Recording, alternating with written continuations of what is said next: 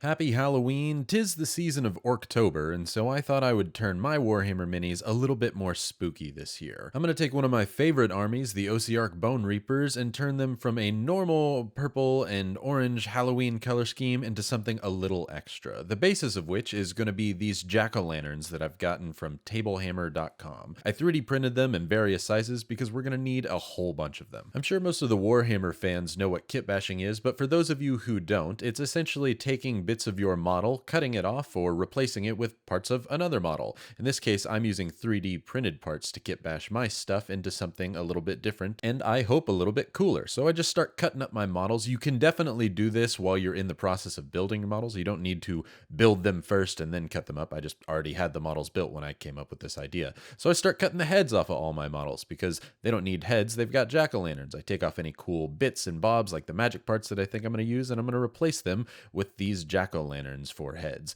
Now, if you haven't used this Instaset stuff, it is so good for kit bashing. It helps the super glue stick almost instantly. It takes like 5 seconds and then it's just there. So you can see I put this mini on with super glue on his feet, where I have put some of the Instaset on the jack-o'-lantern on the bottom, and he just stays now. So I can add super glue to things very, very easily. I'm even going to use some super glue to kind of work as pseudo modeling paste because I'm not very good at using the kind of green stuff clay material to make stuff. So I like using super glue as a way to kind of transition from one part to another. And it's always worked for me. I've had models last multiple years before you see any sort of issues with that. I also have this Mortisan Soul Mason here who has a bit of a broken hand situation. Maybe he's tired of holding a ghost and maybe he just wants to hold a pumpkin instead. So I'm going to try and give him some new life and cut this ghost off of his hand and get as much usable space from this hand as possible, though it's kind of mangled, so we're going to use some super glue to kind of hide it once again. I'm going to have him hold a pumpkin and glue everything back together. I decided to have the ghost coming out of the pumpkin as well,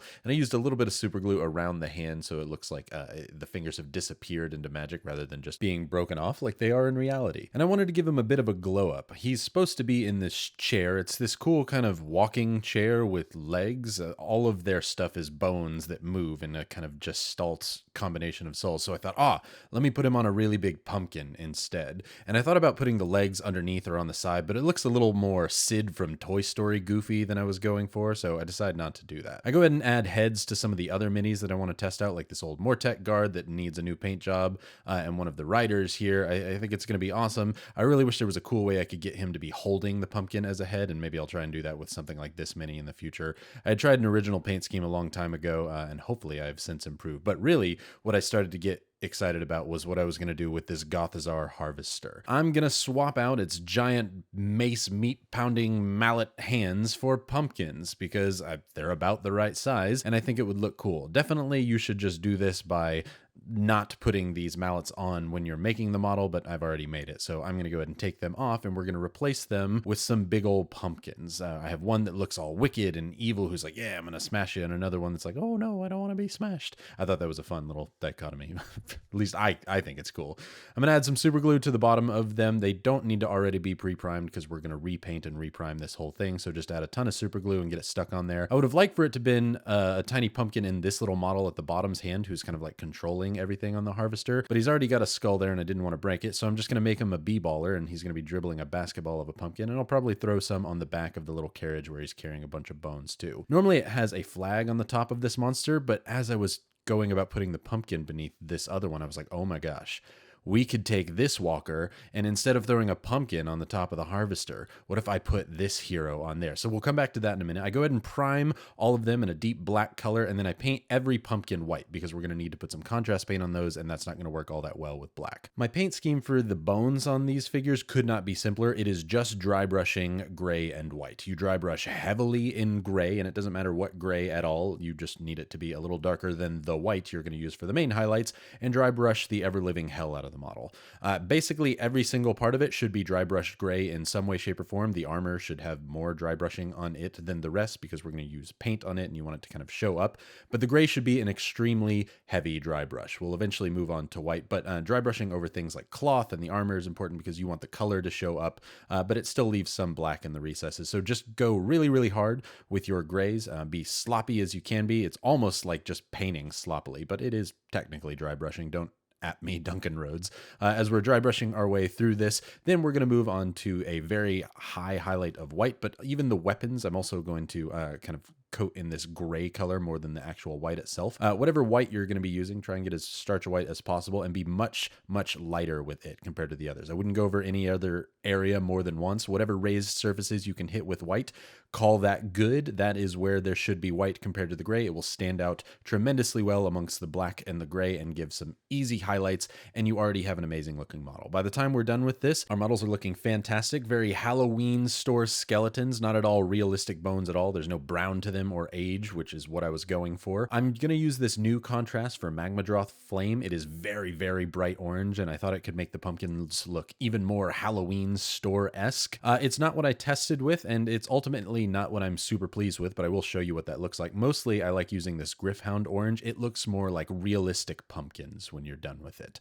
At least that's my experience with it. I do, however, paint the armor in the Magmadroth Flame because it's just a little bit brighter, so anywhere that it's not like bone, like the shield or things that are obviously armor, I paint in that bright orange. I use Luxion purple contrast paint on anything that is cloth or magic. You have to be super careful, and the downside of this paint scheme is because you had to dry brush everything and then paint over it. If you make any mistakes, it's really hard to go back and correct those. So do your best if you can, but if not, anything that is magic looking or a cape or cloth, we paint in that Luxion purple. I do use Dreadful Visage on the ghost here because it's a dreadful visage, and I thought a ghost has one of those. And so I go ahead and slap it all over the front of the ghost. And I do use 4 different purples to make this gradient on their Nadirite weapons that goes from Dreadful Visage all the way up to a very dark Shyesh purple, going from Dreadful to Magos purple to Luxion to Shyesh. And I just do some wet blending. I'm not very good at it, so if you're better at it, you can probably make it look better. But I just use the same brush and dip from one pot into another. I know it's paint contamination, but it's really not that big of a deal. They're all purple, so I don't really care all that much. And while it's wet, I just go into the next paint and put it a little bit higher. I'm trying to basically do a fourth of the weapon in one color, a fourth in another, and then I kind of just drag my brush down along it to help blend it as best I can. As long as you don't leave any large splotches of any one particular color, it will look good in the end. Just kind of trust the process. I already was like, oh no, this is going to look horrible, but in the end, I was pretty pleased with how it turned out. I use Magos Purple on all of the gemstones because there are quite a few of them on the various armors for the units, and then I use Seraphim Sepia on any of the bones that have not been turned into part of their army. So like the Harvester has a big dump truck full of bones in the back, so those are regular bones, and I shade them with brown. I like the Gryph Charger orange pumpkins much better than this one on the left, which is that Magmadroth Flame. It's just a little too bright for me, and it doesn't fit well with the army, but you do you. I'm going to paint all of the eyes and mouths of the jack-o'-lanterns with this Tesseract Glow. Be absolutely sloppy with it. It will just look like a glow by the time that it dries, so that's great. I use Cygor Brown to color all of the stumps of the pumpkin. You can use green if you want, but brown is what dead pumpkins look like, or ones that have been harvested. I coat the eyes in a little bit of the Tesseract Glow as well, and you're basically done. There's a few other steps you can do to really improve the model, which is what we're going to do now. Obviously, touch-ups are one thing, but hey, these look fantastic as is. There's only some extra improvements that we can do, which we're going to go to now, like the base. We're going to use some flocking or grass tufts to make the base look even better, and you can buy them, but we have a big army, and so you're going to need to buy a lot of them. So I have this machine called a flocking applicator, or a flock box, and it sucks. Do not buy it. I got mine from Green Stuff World, and you're supposed to be able to take this nylon grass looking stuff, and you essentially put an electric charge from this box, put some glue on the base of the model, and from there you can hold the model over it while it's being attached to this clipper, and the grass will just fly up and stick to the model. Green Stuff World has a video here that I'm showing on how it works. It gets the stuff absolutely everywhere. The little box that came with mine just flat out doesn't fit to help stop some of that, and so it gets everywhere, and every single time I've used it, it shocks me, and I mean bad.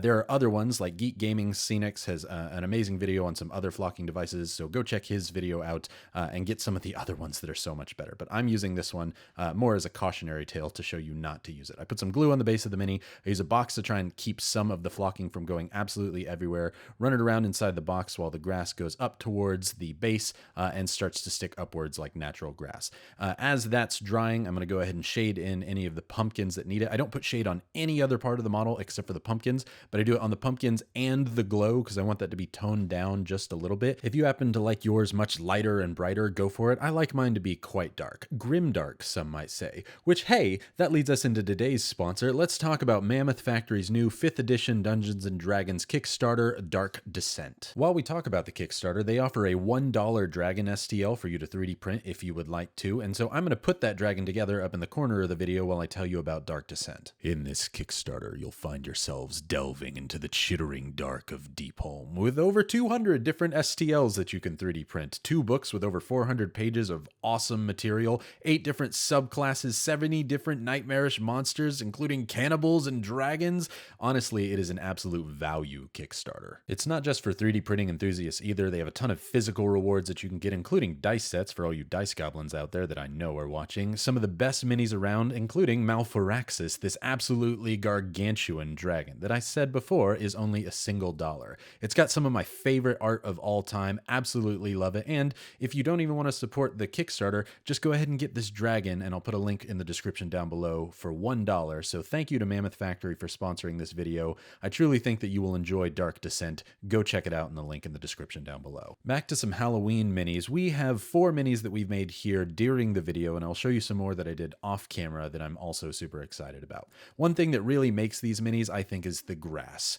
Being that it's supposed to be Halloween, this kind of fall-looking yellowish grass color really makes the minis pop, especially with how much black and white and gray is there. I haven't decided what I'm going to trim the bases in. I could do it in black. I could leave it in this kind of brown color. That looks a little bit more fall-y. I'm not entirely sure. All I do know is that I love all of them. They all turned out so cool in their own way. The Harvester might be my favorite of the ones that we've did. There's so many cool details to it. It's got the smashing pumpkins, which is what I'm going to call this mini now. On the hands, it's got the rider on the top of it, who is normally the soul mason, but now is just a part of the Harvester with his own ghost looking down like, hey, you spawned me from this pumpkin? Why'd you do that? I don't particularly love this one that has the super bright orange color. I like the one that I originally did that looks a little bit more muted. It looks a little bit more evil, honestly, and not so cartoony. So I like it a lot. I've done one of these ossifectors as well off camera, and I think it turned out really good. The Mortek Guard, I wasn't entirely sure if I wanted to go about giving them pumpkin heads too, or if I wanted to leave them normal, but I'm all about it now. It looks fantastic. Archcavalos Xantos here looking absolute ready to spear somebody into Halloween hell. I love it. But one thing that I had worked on that I hadn't shown is Catacros. What a diorama of a model, and my change to it is potentially my favorite out of all of them. It's such a good model on its own, but I've made some changes that I think make this thing look just so cool. First of all, Pumpkinhead and Scythe, you gotta have a scythe somewhere for Halloween, right? He's got this cool skull backpack instead of the winged bones he had before, which I didn't originally hate, but my favorite details is Pumpkin is looking down at Catacros's head. Instead of being presented a scroll, his servant is now presenting him Catacros's old head. It's my favorite. If you don't like that, this is the wrong channel for you. One of my other favorite minis are the catapults. I am extremely pleased with them. They're gonna do some pumpkin chucking because each of them has a pumpkin instead of their original ammunition on the back of it. The arms move and sway, so one of them looks like it has a pumpkin in it. The other one looks like it is currently firing the pumpkin in the air with skulls and magic flying behind it. That's the only real change I made to them, and it's still awesome. I could replace all of their heads with pumpkins if I like to. If I end up going that whole route with the army, I probably will do so, as well as throw some pumpkins down in their little forge that they have there. But these models are probably my favorites. The catapults, Catacros, smashing pumpkins over there, and the original Bone Shaper. I tried the army originally when I was just going with a orange and purple paint scheme. I didn't know I was going to do a bunch of pumpkins on it, so I have some things I could change, like this Stalker. I could put 4 pumpkins on one head there. Mercanon, I could give him a pumpkin head, but he's already pretty cool. I've done some other kit bashing, and there's room for some more pumpkinifying of things that I otherwise had not done, but I'm kind of going full into the pumpkin thing now. I think it looks really, really good, and it makes the army stand out amongst the others. The Harvester alone is such a cool centerpiece model now that we've added some additional stuff to it. But I think my overall favorite has to go to my original love, which is the Bone Shaper. It's the one that I tested this paint scheme on and the idea of using the pumpkins on, and I just love it, and it's so cool and unique. It's just my favorite, and I ended up making a whole army around it. So let me know which of these you think was your favorite, or any other cool pumpkin ideas I can incorporate into the army. Also, let me know if you like some of this cool painting stuff. I'm no war hipster, but I had a fun time doing it. Don't forget to check out the Dark Descent Kickstarter in the description down below. Subscribe, like the video if you like it, dislike it if you dislike it. I want to hear that too. Either way, I hope that you have a fantastic day.